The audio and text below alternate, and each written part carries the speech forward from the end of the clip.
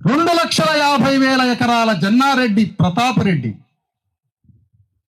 చైనాలో 2,30,000 ఎకరాలే, ఇక్కడ 2,50,000 ఎకరాలు.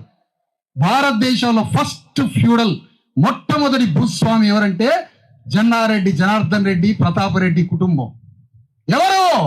మహబూబాద్ దొరలు, తెలంగాణ దొరలు వాళ్ళే. విష్ణు రామచంద్రారెడ్డి ఎవరు? వీళ్ళు మన నెత్తురిని టీఎంసీల లాగా మన రక్తాన్ని వేల సంవత్సరాల మన తాతల తండ్రుల ముత్తాతల నెత్తురు తాగిన శత్రువుల సమూహం ఇవాళ కాంగ్రెస్ పార్టీలో ఊడలేరుకొని ఉన్నది.